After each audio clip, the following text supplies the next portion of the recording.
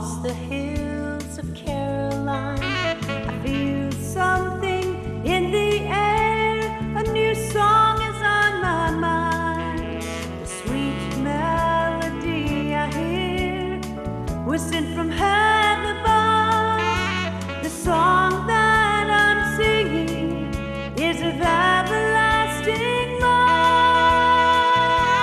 Oh, it's a new day for living life, a new day to get it right. Open the windows of your heart and let His love give you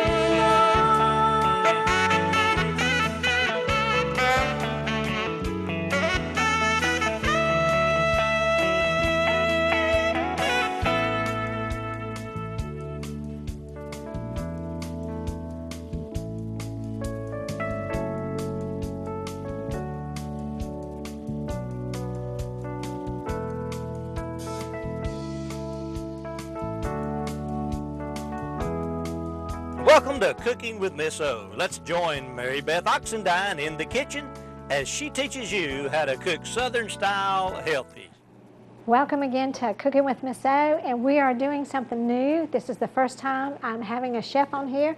We have other chefs that would like to come on, and we're going to have them on for you. We're going to try to do it once a month. And I bought somebody from my neck of the woods. She's in Pendleton. She's on the main street. She's a dear friend of mine now. I love her first because of her accent. She sounds just like my grandparents. She's from Europe too. And so I feel like I already have a connection with her for that. Her name is Barbara Rizzo. Is that right? And she makes the best mini spinach quiches I think I've ever had. So what I do is I go in, and being a widow, as you know, sometimes it's hard to remember to eat. And that's the one thing I really struggled with right after Tom died. And my daughter even put a timer on my cell phone to make sure that I would eat at noon, because you just don't think about it in your grief. So if you have somebody who's alone, take them to this place. Don't just recommend it. It's in Pendleton on the main street. Saturday mornings are great. There, a lot of people come out, and then in the spring and summer, don't they, and fall, they have people selling stuff there in the square, don't they? They do. Is it just vegetables, or is it crafts too? It's vegetables and crafts. The farmer's market usually runs from the 1st of June till the end of September, sometimes to the middle of October, depending on how our growing season is here in South Carolina. You know, it depends from year to year. True. What's left on the vine at that time. Right. That's right. We had a long one this year, didn't we? We did. Yes, it was a blessing. Now, why don't you tell them, and I'll shut up. But first, let me show y'all something. This is what I do. I order them from her, and I put them in a freezer bag. And if I'm hungry, I had somebody stop over for lunch suddenly the other day, put a salad together, pulled out some of these, and put them in some tinfoil in the oven at 350. And in about 15 minutes, even though they were frozen, they were great. And so I told her all about the Village Baker. So these are mine, and she's going to show you, because this is my favorite, how to make this. Go ahead. I'm sorry. Tell us all about your business and everything, please. Well, thank you so much for having me, Mary Beth, and I'm very honored to be the first. My husband and I started the bakery about 4.5 years ago.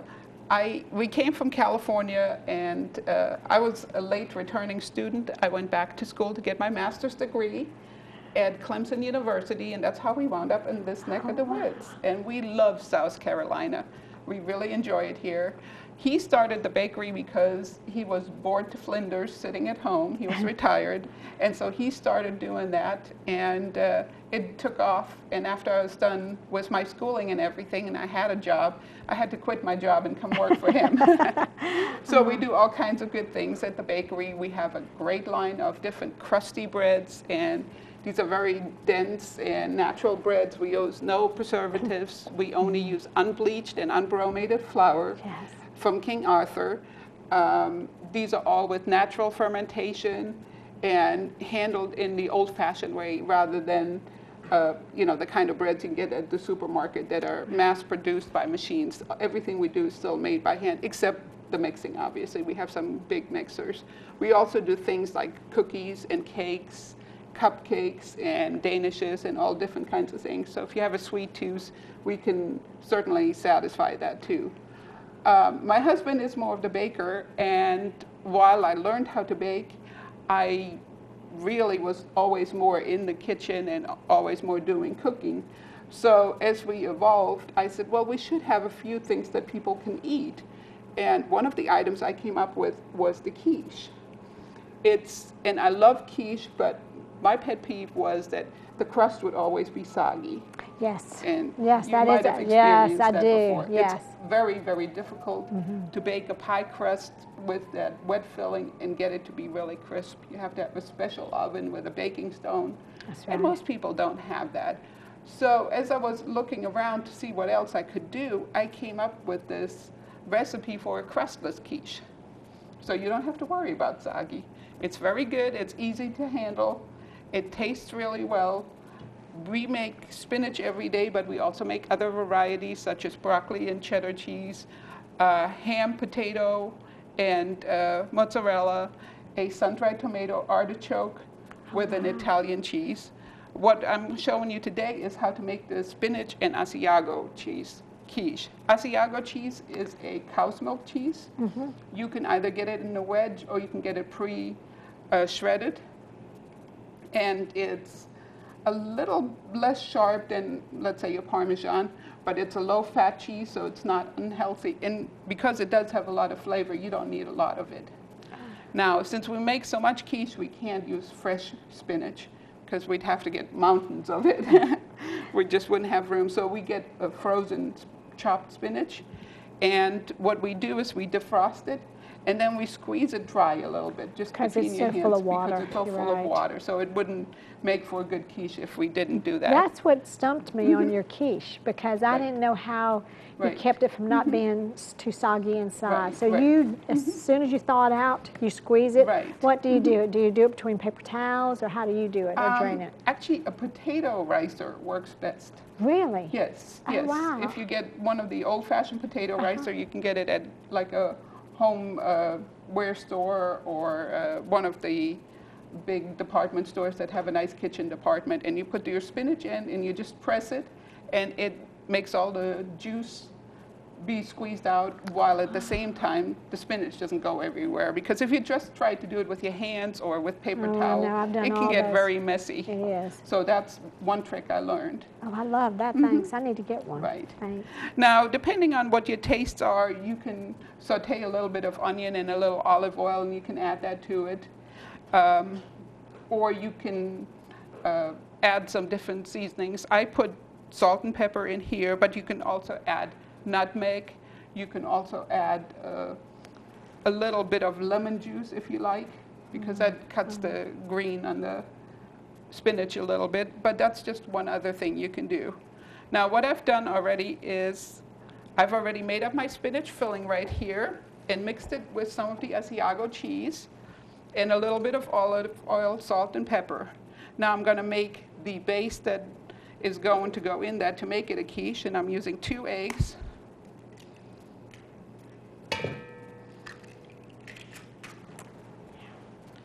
And I'm adding 14 ounces of milk. Now, are you doing whole milk or 2% or? You could do whatever you like. You can do skim, you could do 2%. Okay. I've tried soy milk and it isn't quite the same. But if you do use soy milk, make sure it's the unflavored kind. Okay. And I just whip that up a little bit, make sure that the egg is good and mixed in. And then I've measured out some flour, salt, and pepper. And that's 1 1/4 cup. Okay. And I mix that into it. And it doesn't matter if it's just a little lumpy. That's fine. You just don't want to have any big lumps of it.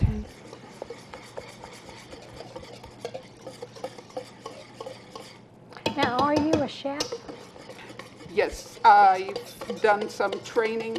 I started out as a chef working with my brother-in-law who had a restaurant in Germany. Wow. And that's where I got my start. And then beyond that, I've worked in a number of different places. I've taken courses at the CIA, the Cooking Institute of America. Wow. Now, what I'm going to do next is I'm going to spray this just real lightly. This is a nonstick pan, but the cheese still will make it stick a little bit. So I'm just going to hit it with a little bit of canola oil spray.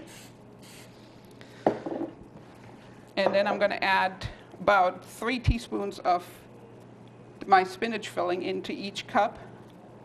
And you can wear a glove for that, or you can get a spoon and use a spoon for it, however you like to do that. I work a lot with my hands. I guess you Yes. do too. It's easier, Yes. isn't it? It's just faster. It is faster. And I can get the measurement better. But you could use an ice cream scoop and get the same Oh, kind that's of true. measurement. That large thing. one that I have from Pampered Right, Chef would be yes, good. that would do well.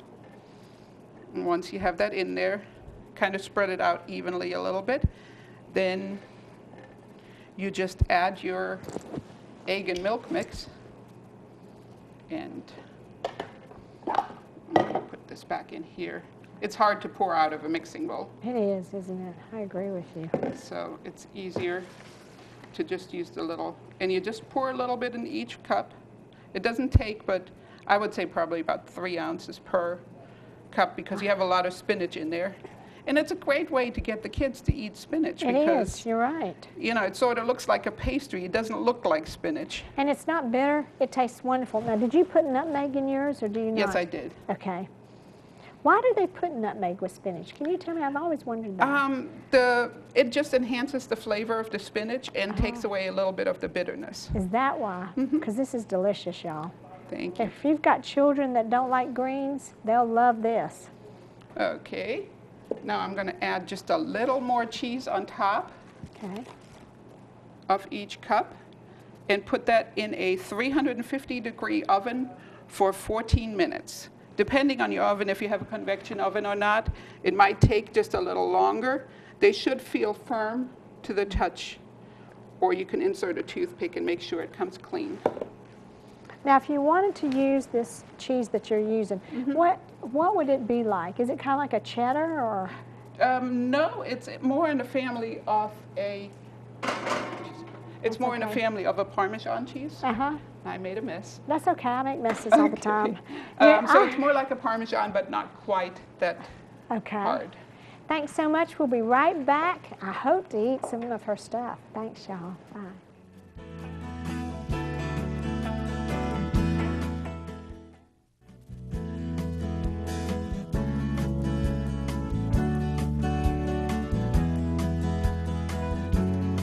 Welcome back, y'all. We've got the little quiches in the oven, and now she's going to tell us, I don't know that many of you know this, but Maria and I both have daughters that are getting ready to get married, and so in the next year. And so I was going to ask you and tell you that this would be great for wedding receptions. Marie suggested that. I thought about the wedding showers. A lot of times they'll do little brunches. Yes. And so do you have people buying them for all those kind of things? We sure do. We get a lot of people having either bridal breakfast if the wedding is in the middle of the afternoon.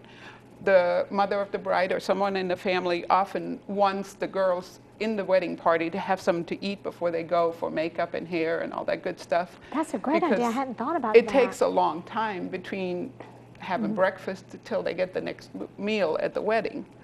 So a lot of times we get people coming in and having like a quiche with a fruit cup and maybe a muffin or something like that.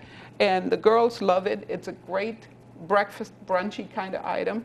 Not only do we make these mini ones, but we also make larger ones in a 9-inch cake pan, which are great to bring to a potluck supper or to have for a dinner.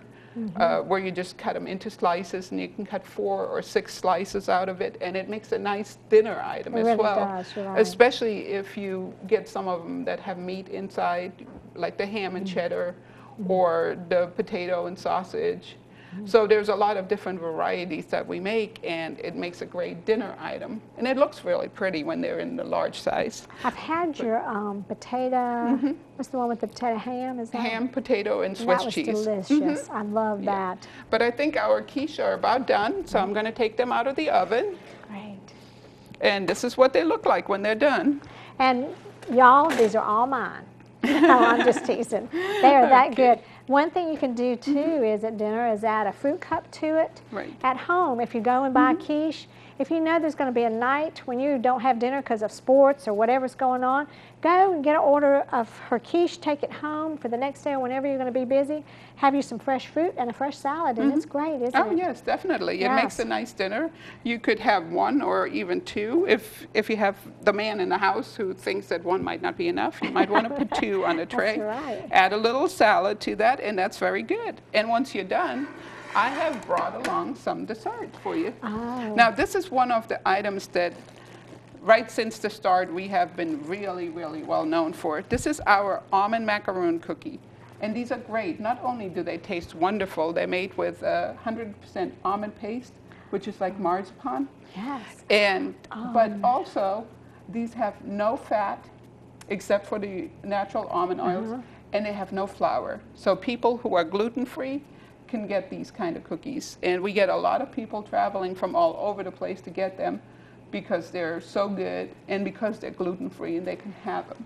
Well, I'm so tempted with her cupcakes. She makes a fabulous lemon and lime cupcake, your pumpkin with the caramel drizzle. Oh, yes, that's your a good creamy chocolate one that has the white cupcake underneath. And then my daughter's fiance loves the peanut butter one. Oh, that's one of my favorite. And the red velvet one. Chocolate cake with peanut butter. Yes, You can't do any better and they're than that. mini, so I go in and I get 3 or 4, and then I don't feel bad. And I just stick them in my refrigerator, and I have my quiche and maybe a salad or a fruit, depending on what meal. And then I just grab me one of those little cupcakes. It's wonderful.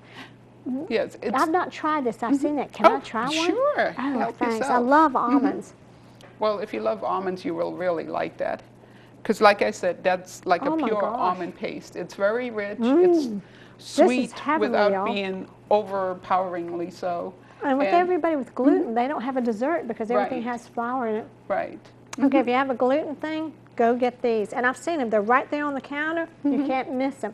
Do you have Right. other gluten-free things there? We make one other gluten-free chocolate cookie. It's called a chocolate chewy cookie.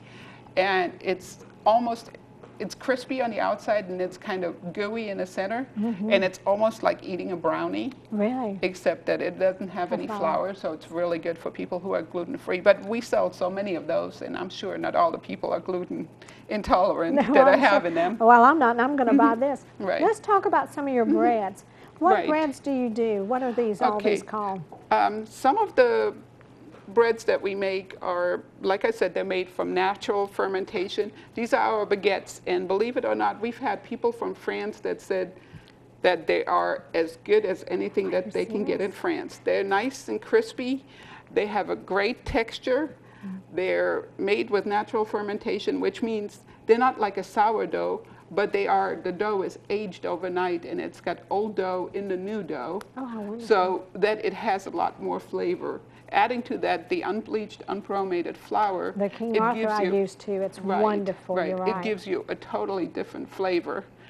We also have an Italian bread here. Now, what's the difference between a baguette and an Italian French bread like? The Italian is a little denser loaf of bread. It's got a little less water in the dough than the French bread does. So that's what gives it a little different flavor. Plus the sesame seeds really give it And I a love different that. flavor profile. Now, I'm going to tell you my favorite of her that I've had of her breads is when I get the quiche, I get me a bagel. Now, Yes. tell them how many different flavored bagels you have. We make about 6 different flavors of bagels, mostly with different toppings. And they're all, like I said, handmade from scratch. They have a little bit of brown sugar in them, and that's what gives them Yes. that They're better than anything you've ever eaten. longevity. Yes. Normally you get a bagel the second day, it's really hard and really dense, and you Yours can't aren't. really eat it. But these bagels, because of the brown sugar, it keeps the moisture in, and it's not like it tastes like a dessert bagel, but it's got enough to keep the moisture locked into the baked product, so it's really good. I've tried their sesame. It's out of this world, and the plain. And when I get my my little quiches, I take home a bagel because they will cut it, butter it, toast it for you. I've been caught riding down the road, pulling a half of that bagel out, eating it on the way, and somebody saw me one day and said, "Mary, what are you eating?" I said, "I've been to the village baker." So it's really a treat very to true. go there. Now this is a pretzel. What is this? This is one? a focaccia bread. Okay, It's a very loose kind of dough, so it's got a lot of open holes in the center. It makes great bread to either slice in half and make a sandwich on, or cut into strips and serve with a salad. I do that. I have another restaurant across the street from the bakery. It's called right. I forgot to say 1826 that. on the Green, which is at the old Farmers Hall, which is a historical building. Was finished in 1826, hence the name. And I use this bread a lot. This one and this one right here, which is an Asiago bread. It's the same dough, but I add the Asiago cheese that I put into the spinach quiche on top. And I slice it into thin pieces. And I serve that with a salad or with a homemade soup. And people just love it. It's really great. It's very, very popular. And it's really good eating. You can toast it up. You can leave it just like it is. One of her great things at that restaurant, and I should have mentioned that because I love that too, your salad dressings. Oh, your homemade salad dressings are wonderful. Thank you. I love your salads too. Thank you. So. I really love food, and I like food to be homemade. Me too. I grew up in Germany, as you mentioned in the beginning, and I was just so used to having things made from scratch and getting things out of the garden. It's very hard for me to get things at the supermarket that you don't know how old the produce is. And, you know, like you mentioned, the organic produce usually is a little fresher than some of the other stuff. But I'm so used to having different things. And so the dressings are something that I really, really like to make my own, because most of the commercial dressings have so much filler in them. They do. I don't use commercial dressings. I use what my grandmother, her oil and vinegar on potato salad and everything, you know. So, but let me ask you about this too. Well, let me tell you this.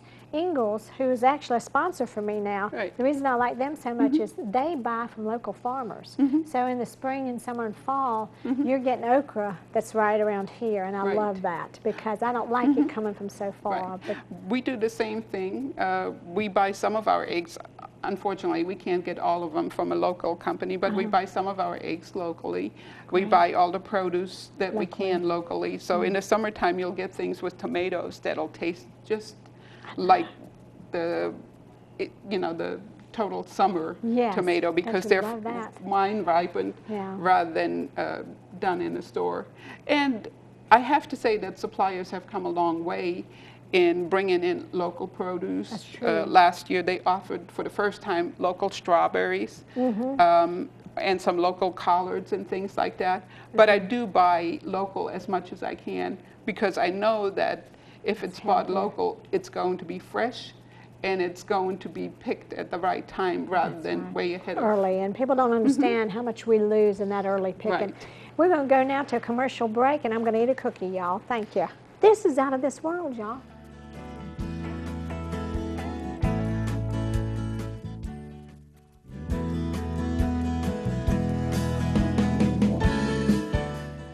Well, I'm eating the cookie and I'm finding out more things too, but I wanted to tell you what we forgot to talk about too is right next to the bakery, and you can walk right through, they have a cafe too, besides the restaurant across the street.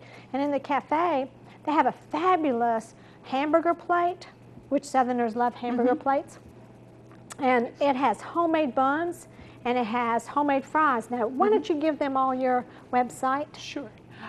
You can find the bakery and cafe website at www.myvillagebaker.com. And our phone is 864-646-5800. Thanks so much for being with us. Thanks, Barbara, for coming. Thank you. It was a pleasure. Thank you. Bye-bye. Bye-bye.